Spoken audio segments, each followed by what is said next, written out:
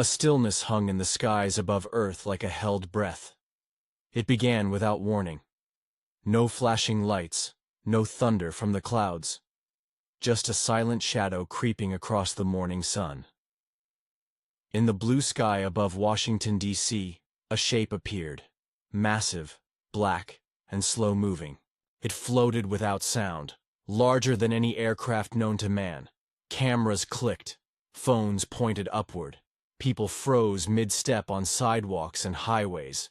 News stations scrambled, helicopters circled, fighter jets streaked through the air. But they did not attack, not yet. The object hovered like it had all the time in the universe. At the Pentagon, alarms blared. Generals exchanged glances. The president was rushed from a briefing to a secure chamber underground.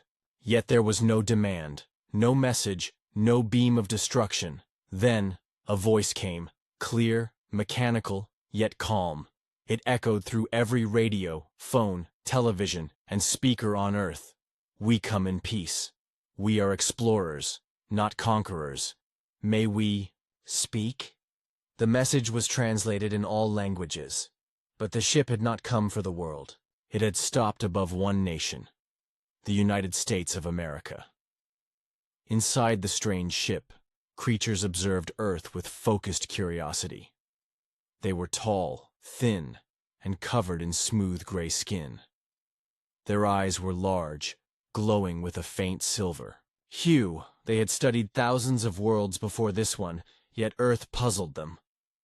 "Why so chaotic?" asked one alien, adjusting a glowing lens over his face. "Why so divided?" another added. They had watched humans from afar, watched them fight wars, climb mountains, build cities, and destroy each other. Now they had come to understand, but not quietly. No, they had chosen to make contact directly. Below, the president stood in front of the White House, flanked by security and advisors. A platform was set for the arrival. The world watched as a ramp unfolded from the ship's underside, like a metallic tongue stretching to Earth. 3 figures stepped down. Their long limbs moved with eerie grace. Each carried a glowing rod in one hand, and in the other, a sphere that pulsed with blue light. They smiled, or at least they tried to mimic one. The expression didn't quite fit their faces. Crowds stood behind barricades, whispering, recording, pointing. One of the aliens stepped forward and extended a hand. "We greet your leaders," it said. The president nodded. "You've chosen the United States. May I ask why?"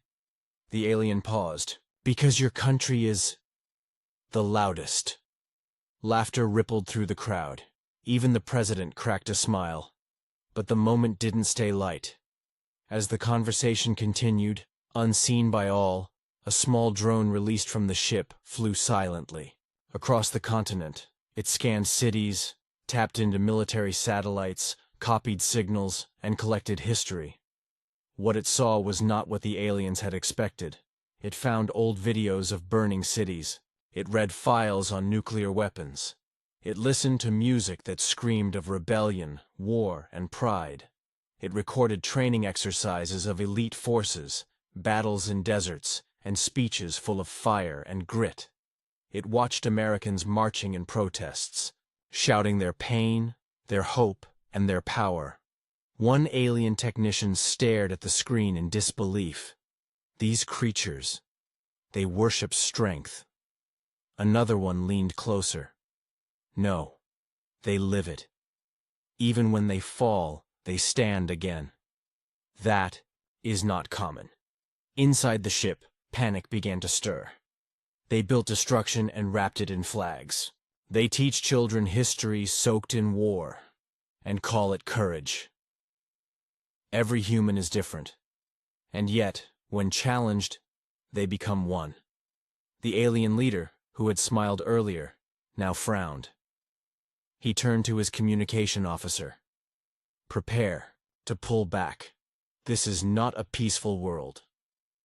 Back on the ground, the alien diplomat looked around. Children waved flags. Veterans stood with pride.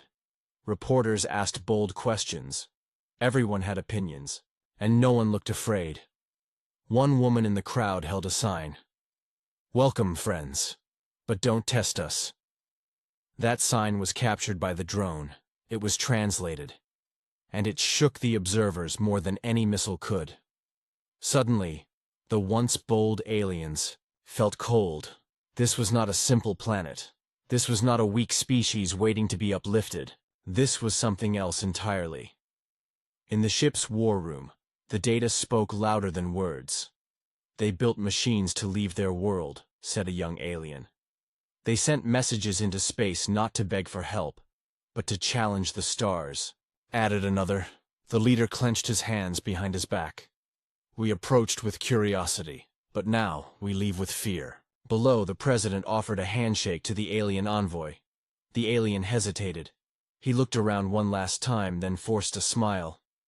"It was an honor." The president raised an eyebrow. "You're leaving already?" The alien turned. "Yes." This was enough. The ship began to rise. The crowd watched in silence. No explosions.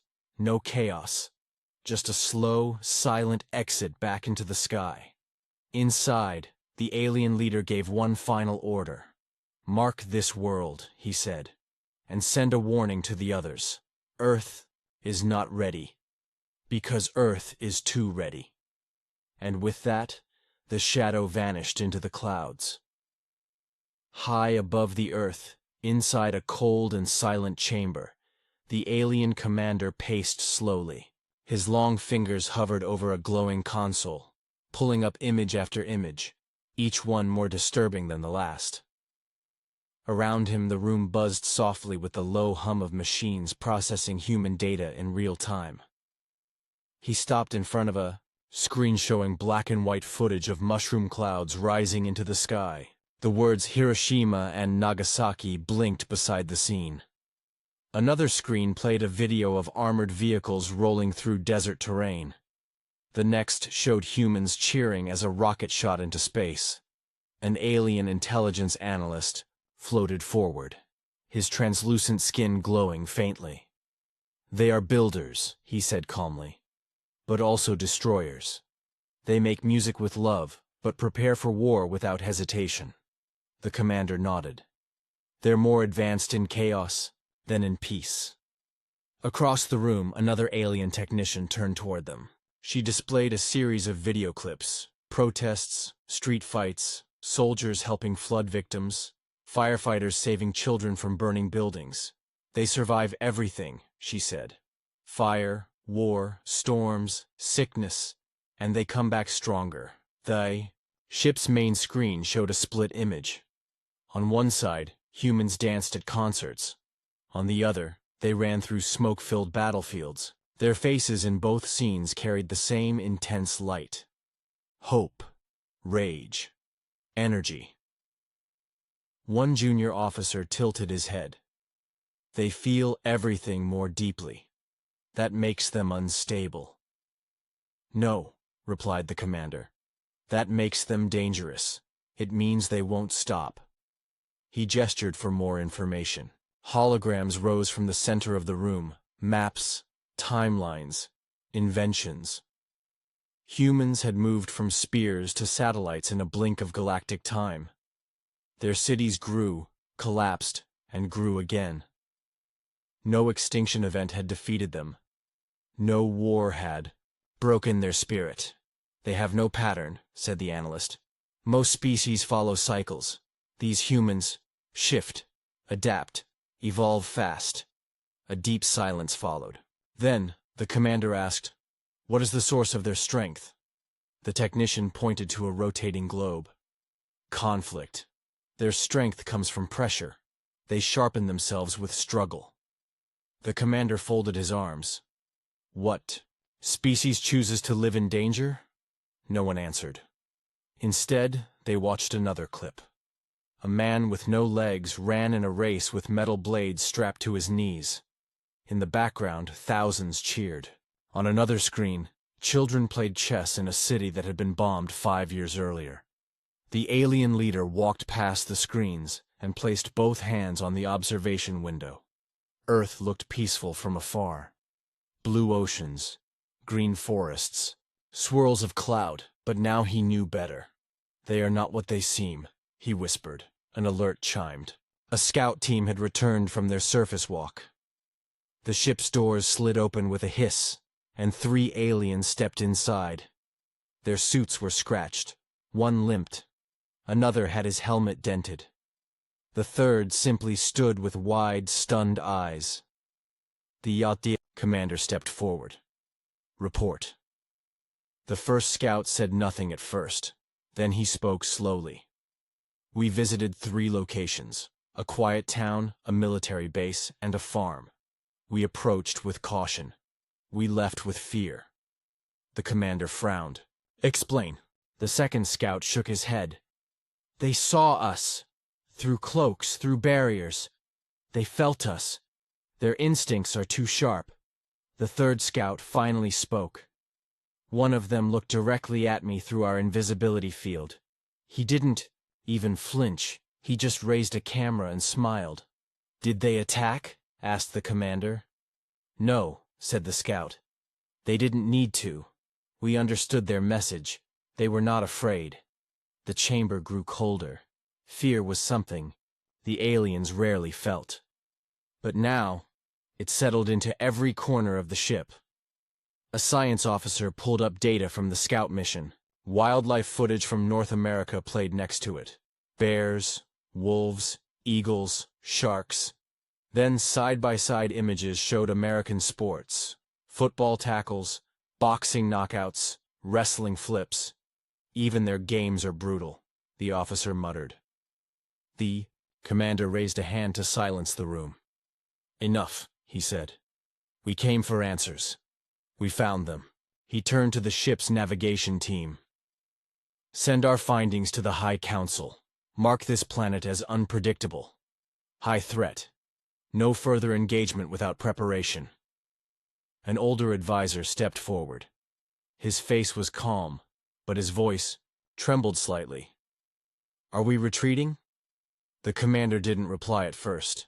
He looked at the Earth again, spinning slowly, beautiful and terrible. "We're pausing," he said. "Because I now believe something I didn't before." "And what is that?" asked the advisor. The commander's eyes glowed a deeper shade. "This species will reach the stars one day, and when they do, they won't come as students." He stepped away from the window. "They'll come as teachers." And with that, the room went quiet again. Watching, listening, learning. But no longer underestimating. Far from public eyes, quiet movements began across the surface of Earth. The alien ship, now in low orbit, released 6 small crafts. These sleek, dark vessels broke through the clouds without creating a single sound. Each glided silently toward a different region of the United States. They carried no weapons, only cloaked scouts with orders to observe and report. One craft headed toward the forests of Montana. Another veered over the deserts of Nevada. A third flew low over the plains of Texas. The others disappeared into the skies above remote towns, hidden valleys, and empty roads. Their mission was simple: study humans up close. Learn how they lived, how they moved, how they responded to the unknown. In Montana, the scout stepped quietly onto the forest floor. The air was crisp. Pine needles crunched underfoot. Through his cloaking device, the alien could see miles ahead. But as he moved deeper into the woods, he felt something strange. A presence. He paused. Then a sound cracked through the trees. Rifle cocked. "Don't move," said a calm, deep voice from the shadows. The alien froze. A human stepped out, wrapped in camouflage, face painted, holding a hunting rifle steady. He hadn't used any tech, only instinct. "You're not from around here," the man added, eyes narrowed. The alien slowly backed away. He returned to his ship and sent a single word to the mothership. "Detected." In Nevada, another scout approached a quiet trailer park at night. He expected silence, but music echoed from an open garage. Inside, a man worked under a car, singing to himself. A woman in a leather jacket smoked nearby. Both suddenly turned, staring straight at the invisible figure near the fence. "Did you feel that?" the woman asked. "Yeah," the man replied. "It's like something's watching." Without a second thought, the man grabbed a wrench. The woman picked up a flashlight. The alien retreated, stunned. He hadn't made a sound. Yet they sensed him. In Texas, the third scout landed near a field where cows grazed quietly. He moved toward a barn to hide, but a motion light blinked on. A dog barked furiously from behind a fence. A boy no older than 10 stepped outside with a flashlight and called to his father. Moments later, a farmer stepped out holding a shotgun. He scanned the trees calmly, his voice steady. "Whoever's out there, this is private land. Leave now." The scout turned to leave. As he climbed back into his vessel, the boy whispered something that chilled him more than any weapon. "They always come at night. Why don't they ever come to talk?" By morning, each alien craft had returned to the mothership. The scouts reported what they saw, not just actions but feelings. "They are alert," one said. "They trust their instincts more than machines," said another. "They are ready, even in sleep," the third added. Inside the alien control room, tension grew. These were not military sites, the commander reminded them. These were civilians, ordinary people. The reports were clear. No one had panicked. No one had screamed. Instead, humans had calmly assessed the unknown and prepared to face it. An advisor tapped into satellite feeds, showing human activity overnight. Lights came on in remote areas. Drones flew over barns. Radios buzzed with talk of weird lights and strange shadows. Even without proof, communities had responded. In a small town in Oklahoma, veterans met at a diner the next morning and talked in hushed tones. In rural Georgia, hunters checked their trail cameras and found blurry shapes they couldn't explain. In northern Idaho, someone built a signal tower from spare parts, just in case. The aliens had not attacked. Still, America had felt something and reacted. Back on the ship, a younger alien whispered, "They're not organized, but they don't need to be." The commander paced the room. He stopped in front of a wide display showing Earth at night, glittering with millions of lights. "They have no central awareness of us," he said slowly. "And yet, they move like they do." One scout shook his head. "They are individuals, but think like a tribe when danger comes." Suddenly, an alarm sounded. A small file played on the screen. It was a video from a farm security camera. In Wyoming, a figure, blurry and tall, flickered across the screen. The next frame showed the farmer's wife picking up a shotgun. In the final frame, her husband spoke into the camera. "If you're watching this and you're not from this world, don't mistake our kindness for weakness." The room fell silent. The commander stared at the image. "We came quietly," he said. "And they answered without fear." He turned toward his officers. "No more tests," he ordered. "We've seen enough." But deep in his mind, a new concern began to grow. These humans didn't need warnings. They didn't wait for proof. They moved on instinct. And their instinct always leaned toward survival. Even peace, it seemed, was met with preparation. In the southern part of North Carolina, hidden behind thick woods and long fences, stood Fort Bragg, a sprawling military base known for training the most elite American soldiers. Helicopters often buzzed overhead, and sharp commands echoed across training fields. The base was always active, even in the middle of the night. The aliens chose this location carefully. If they wanted to understand how humans prepared for war, this was the place to study. They believed it would reveal the weaknesses behind Earth's defense. 3 cloaked scouts were sent in under the cover of darkness. Their technology masked all sound and heat. No human tool could detect them, or so they believed. As they slipped past the outer perimeter, they walked silently through open ground toward a line of buildings. The area appeared empty. Nothing moved. But they didn't realize they were being watched from the moment they crossed the wire. Inside a nearby tower, a night shift operator named Sergeant Blake stared at his thermal monitor. A faint flicker caught his eye. At first, he thought it was a glitch. Then it moved. Just a ripple of warmth against the cold. He picked up his radio. Possible breach, Grid 6. Send a team. Minutes later, a squad of young soldiers jogged across the field. They moved with quiet speed, fanning out and scanning with handheld sensors. Still, nothing showed up. Switch to infrared, said the team leader, Private Duran. As soon as they did, 3 shapes lit up on their screens. There, he pointed. By the water tanks. The aliens froze. For the first time in their mission, they felt exposed. One of them tried to signal the ship, but a signal jammer on the base blocked the message. Suddenly, a bright light snapped on above them. Loudspeakers blared. Stand down. Hands where we can see them. Startled, the aliens activated their emergency cloaking shield and ran. But the humans didn't chase blindly. They predicted where the intruders would go, and waited. One alien sprinted behind a building and ran directly into a trap. A net shot from a hidden launcher wrapped tightly around him, knocking him to the ground. The second one tried to scale a fence but got hit by a stun round. He fell limp, dazed.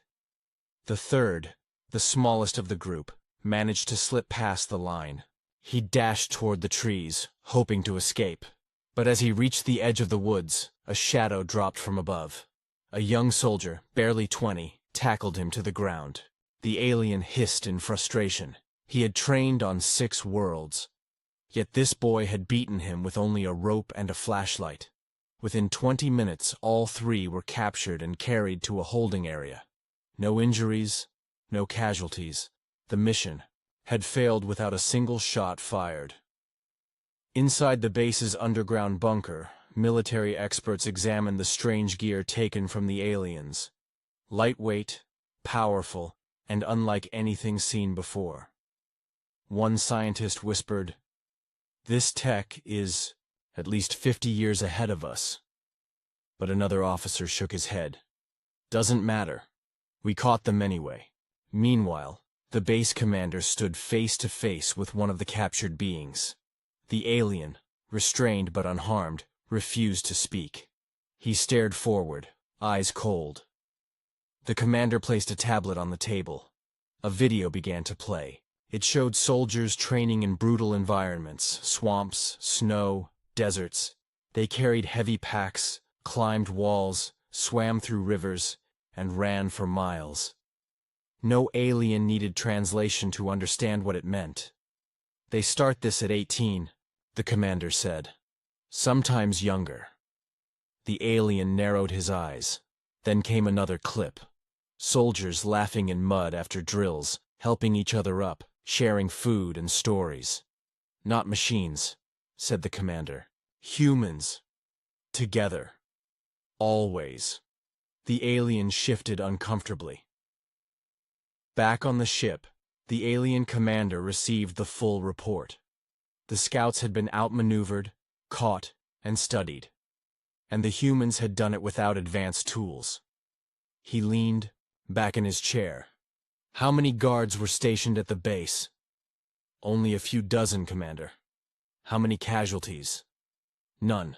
On their side or ours." Silence followed. Then the commander muttered, "They did not kill because they didn't need to. That is strength." The crew around him stared. Many had fought wars across galaxies. But these humans, these Earthborn fighters, used patience and precision, not just power. A younger officer raised his hand, "Should we strike before they learn more about us?" The commander shook his head. No. If they can catch our best without effort, then direct attack would be suicide. Another crew member whispered. Then we underestimated them. We saw noise, not skill. The commander stood slowly and looked out the window toward Earth. They train for war, he said, but they do not love it. That is why they win. Because when they fight, they mean it. Outside, the planet turned gently below, bright cities glowing under night skies, unaware of the quiet war already lost. Deep inside the alien mothership, a chamber filled with silence held the 3 captured scouts. Their suits had been removed. Their equipment sat in sealed cases. Though unharmed, each one stared ahead, confused by what they had experienced on Earth. They hadn't been tortured. They hadn't been threatened. Instead, they had been studied. 2 floors below, a group of American specialists gathered around the strange technology.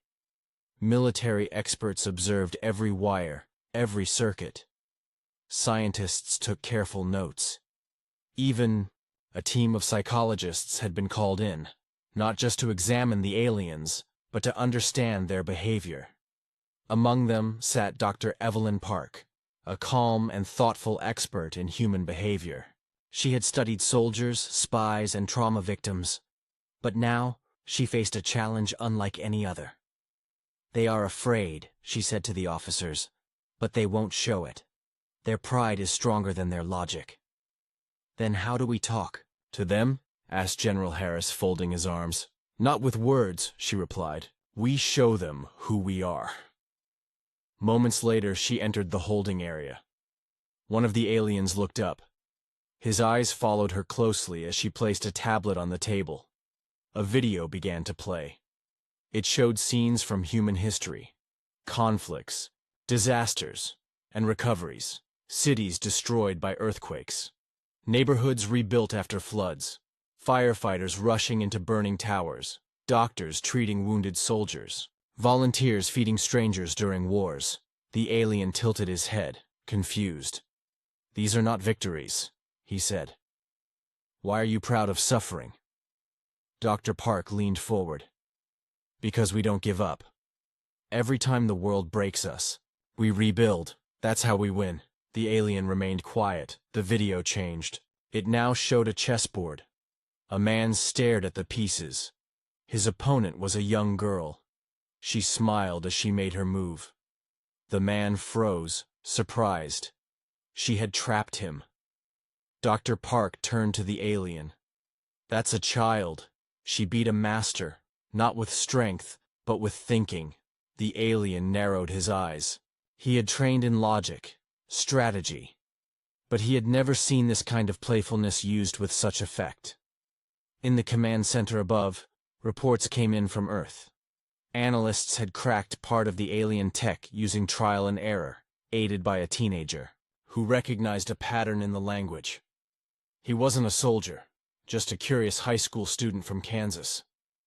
The ship's crew watched the report in disbelief. The commander stepped closer to the screen. He learned our encryption without help? Yes, sir, a technician confirmed. He thought it was a game. Elsewhere, in a farmhouse in Ohio, a retired engineer used a ham radio to intercept alien transmissions. Without knowing the exact language, he still disrupted their signal by broadcasting loud bursts of static and Morse code. He didn't stop the aliens, but he confused them, enough to force them to move their frequency. The commander slammed his hand on the table. They improvise, constantly. An advisor nodded. And they don't wait for orders. Each one acts as if they lead. The commander turned to the room. This is not strength of muscle. This is mental warfare. Another report followed. A squad of American soldiers had learned to mimic the aliens' movement patterns within hours. Their bodies adapted quickly, their minds even faster. They predicted attack routes, disabled equipment, and found weaknesses, just by watching and testing. Back in the holding room, the second alien prisoner finally spoke. You fight with more than weapons. Your people think like predators. Doctor, Park answered with a calm voice. Not because we want to destroy, but because we don't like being hunted. The alien fell silent.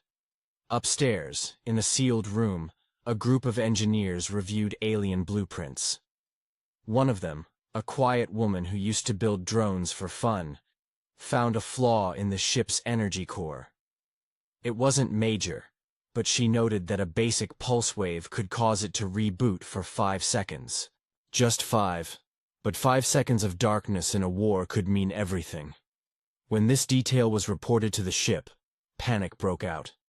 They found our weakness, using guesswork and instinct? The chief engineer asked. Yes, replied the analyst. They didn't even know it was real until we confirmed it by reacting. The commander closed his eyes. They weaponize curiosity. He turned to his officers. Do we have any defense against a species that learns faster than it fights? No one spoke. At that moment, an alert flashed across the main screen. One of their stealth drones had been captured by a group of students using old computer parts, a weather balloon, and duct tape. They had tracked the drone using a software they wrote overnight. The ship fell into a quiet unease. The crew had traveled galaxies. They had survived harsh planets and hostile species.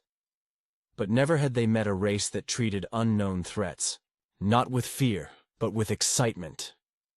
They treat danger as a puzzle, one officer whispered, and they're always trying to solve it. The commander finally sat down, his voice soft but clear. They don't win because they're smarter.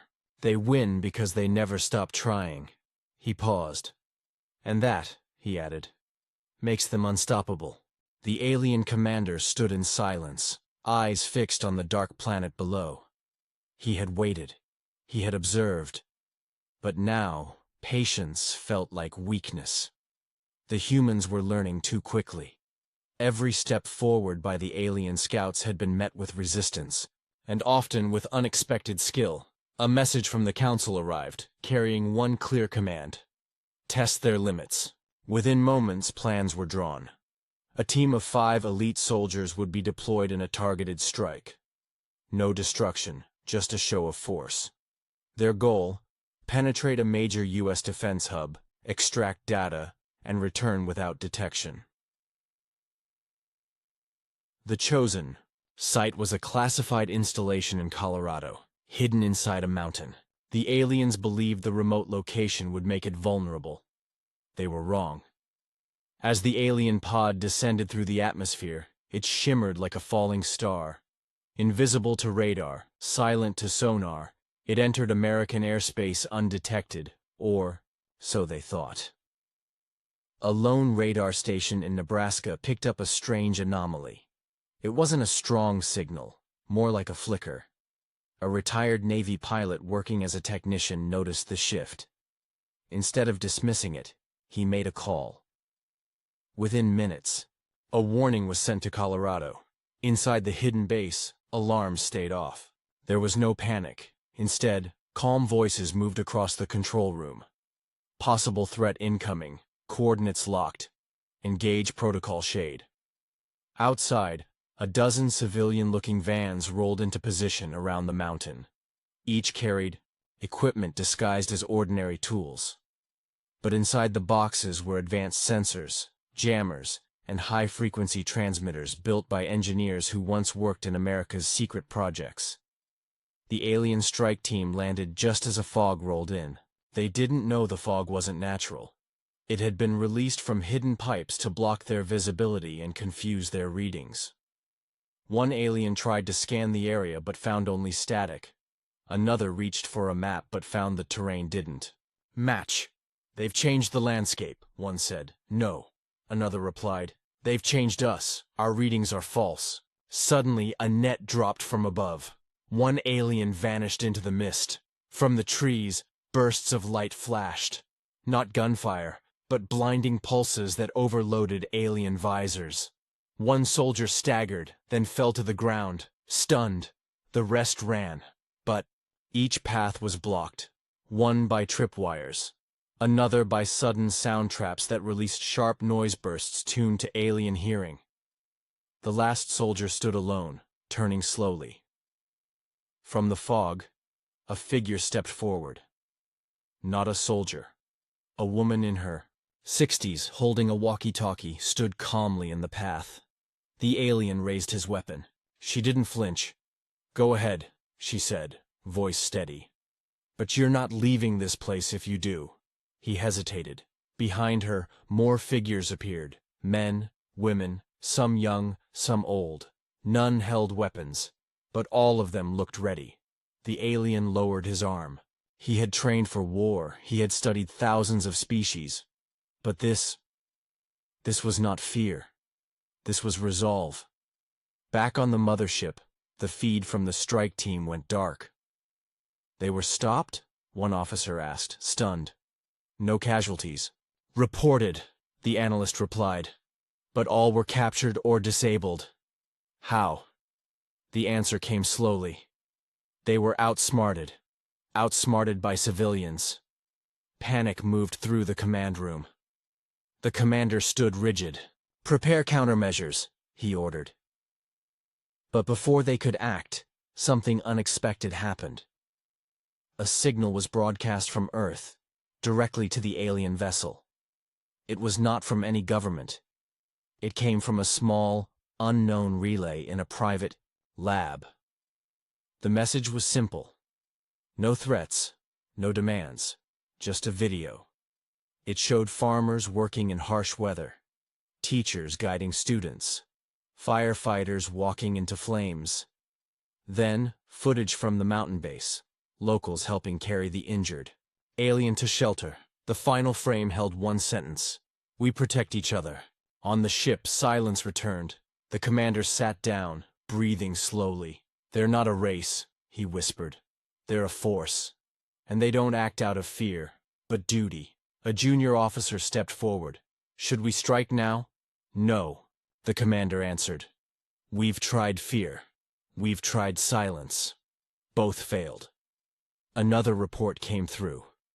Across the U.S., strange lights had been seen in the skies. But instead of panic, there were cookouts, skywatch parties, and people sharing stories online. No mass fear. No breakdown of order. "They treat invasion as an event," one crew member said. The commander shook his head. "No. They treat it as a challenge." He turned toward the stars. "We've met conquerors, we've met tyrants, but Earth gave us something worse." "And what is that?" asked an officer. The commander looked down at the planet glowing in the night. "Believers. People who believe in something bigger than fear." He turned back to the council's message and erased it. "We will not strike again," he said quietly, and the stars outside held their breath. The alien commander stood alone in the observation chamber. The planet below looked peaceful again. Oceans, calm, cities glowing softly, weather moving gently across the surface. But nothing he saw from this distance reflected the truth he now understood. Every test had failed. Every attempt to measure Earth's defenses had revealed something far more troubling than weapons or walls. It was not human technology that frightened him now. It was their spirit. A quiet tone broke the stillness. The door behind him opened, and one of his senior officers entered, moving carefully. "Commander," the officer said, "the council has received your report. They ask for your final decision." The commander didn't answer right away. Instead, he turned back toward the planet. "We came to study," he finally said, "to examine a rising species. But what we found was something ancient in a new form." The officer waited, unsure how to respond. "They've known pain," the commander continued, "more than most species we've encountered. And they carry it like armor, not chains." Another report appeared on the nearby screen. The 3 captured scouts had been returned, unharmed, to a remote clearing in Colorado. A handwritten note had been left with them. One line: "We don't want war, but we never run." The officer stepped closer. "They could have kept them, or used them. But they didn't," said the commander. "They choose strength, then mercy. That's what makes them truly dangerous." Across the ship, the crew prepared for departure. Systems shut down quietly. No alarms, no panic. Just quiet movement toward retreat. In the data center, younger officers reviewed what Earth had shown them. Not just weapons, but poetry, paintings, speeches, songs. One paused while watching an old recording of a man standing in front of a crowd. He spoke not of hate, but of dreams. Behind him, millions had listened. "They have vision," the officer whispered. Another nodded. "And they build it with broken hands." The ship's historian, silent until now, stepped into the chamber. He carried a small device filled with recordings gathered from Earth. He placed it gently on the table. "They have stories older than stars," he said softly. "And they still believe the next one might be better." The commander gave a faint nod. "Send a message to the council," he said. "Let them know the Earth is off limits." "Will they listen?" "They will," he replied. "Once they read the report."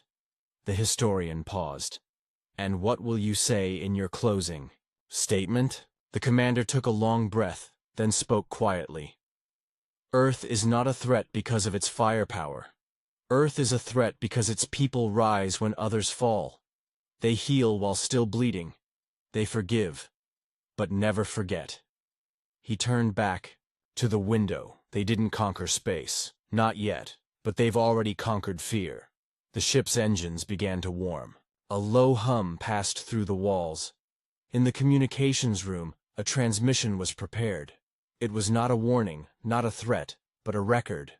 A message for all ships, all councils, all species. Do not engage the humans. Respect their distance. Fear their unity. And above all, never confuse kindness with weakness. Back on Earth, the sky was clear. People went on with their lives.